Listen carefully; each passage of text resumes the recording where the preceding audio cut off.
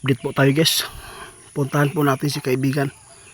Itatanong po natin kung hindi po ba delikado po ang Pilipinas ngayon sa virus na kumakalat. Ito po yung nakakadiri pong sakit ngayon na dumapo sa tao. Yun monkeypox, kung wala po bang mga magaganap po na katulad noong COVID-19. Magtatanong po tayo, baka mayroong mga impormasyon ng ating mga kaibigan. Kaibigan, good morning po. Ninyo, grabe nababahala po ngayon ang mga tao.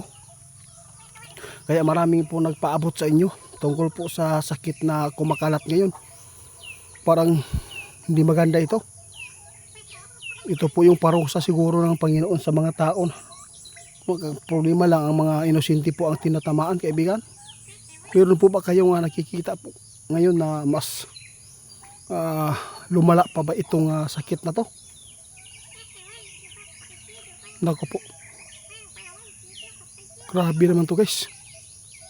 Guys, sabi po ng ating kaibigan, no, siya mismo nagpapaabot sa atin. Meron po siya nakikita ngayon. Kapag lumulobo po ito dito sa bansa natin, no, nanilikado po ang Pilipinas ngayon sa sakit po ng monkeypox. Kapag ito ay dumami, sigurado guys, matulad tayo sa COVID-19 ito. Kaibigan, bakit po itong nangyayari dito pa sa bansa namin? Saan po ba ito galing yung sakit na to? Galing po daw ito sa ibang bansa na sakit guys, ngunit sinabi po ng ating kaibigan noon na mayroon papasok sa Pilipinas na bagong virus, kaya ito nangyayari na. Kaya kaibigan, ano po ba ang advice po niyo? Panawagan po niyo sa mga tao makapanood sa ating pagpapaabot para makapaghanda.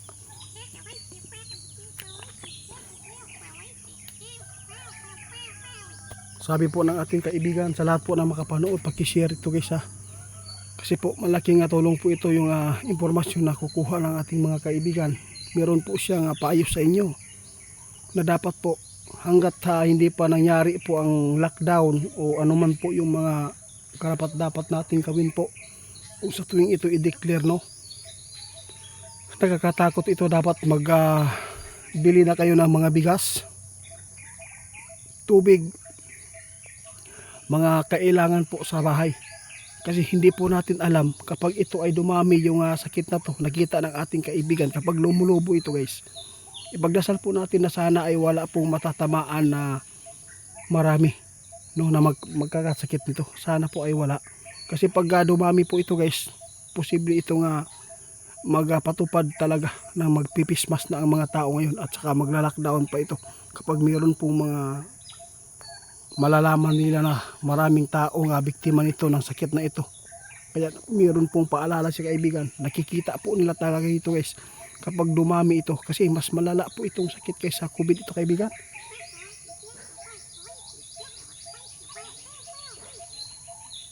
Kaya agad ako nakapunta dito dahil po ay napakarami pong mga katanungan yung mga tao. Sana po daw ay makakabalik sila sa ibang bansa. Ayaw po daw nila na maabutan na mag-lockdown. Kung ikaw yung kung ano na ako patanawon kaibigan, ano man talaga ang makikita po niya ngayon. Kailan po ba ito magaganap yung lockdown kung sakali man na magkakaroon talaga?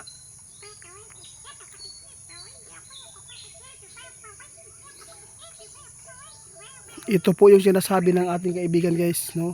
Hindi po natin alam ang magaganap kung dumami po ang mga kaso nito sa bawat city. Sigurado guys na stricto yun ang mga kunani, no, na dili na magpapapasok ng mga tao kung saan saan pong lugar nakapunta ko, lalo na po ang mga lugar na nagkakaroon po ng mga sakit na ito. Sigurado guys, posibleng mabigyan po ng pag-stricto sa mga government kayo ngayon. Kaibigan, kinakabahan po ako kasi po guys, no, titingnan po natin ang mga nasa social media ngayon, yung mga sakit na pinopost nila.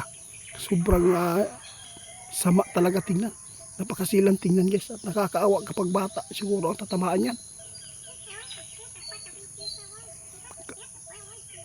Ang importante ngayon guys, kumakain tayo ng gulay, prutas na walang spray, no, kanang mga gulay po nga mga safety tulad ng tangkong, alugbati at saka yung mga saluyot.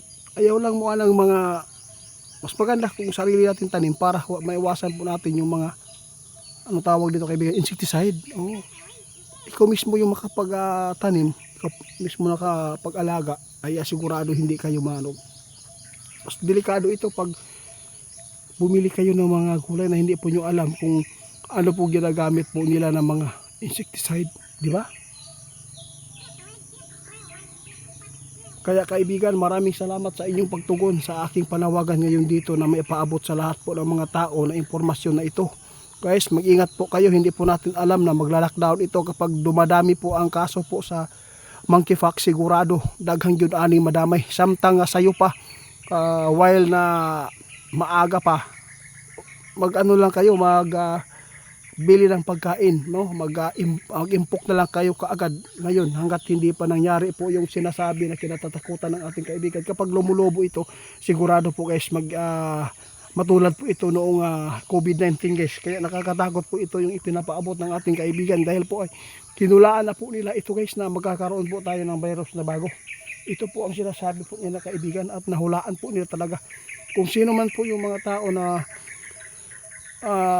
naniniwala sa amin, maraming salamat po sa inyo dahil po isa po kayo dito ang matulungan na ito ay mapanatili ninyo ang inyong kalusugan at hindi po basta-basta na mapasukan kayo ng virus na ito kapag ang tao ay malinis at saka kumakain po ng tamang pagkain na makapagbigay po ng healthy sa katawan. Yun po ang nais namin na gawin po sa inyo guys. Sana po maintindihan po ng lahat na ito ay ipinapaabot ng ating kaibigan. Base po ito sa kanilang impormasyon na nakikita kapag dumadami po daw itong kaso nito na mayroon pong mga madadapuan nito. Sigurado guys, kapag dumami ito. Alam po niyo guys, nakakatakot po yung Mindanao ngayon at saka sa Iloilo, mayroon po. Yun po, totoo po yan ang mga sinasabi po nila, ipinapaabot sa amin guys ng mga impormasyon na kung saan ito. Ang delikado lang po dito pag sa isang araw kung makapag-biktima po yung monkeypox ng 10 katao, sigurado guys i-stricto yun ang ato ang government ani. Kaya hanggang dito na lang muna guys.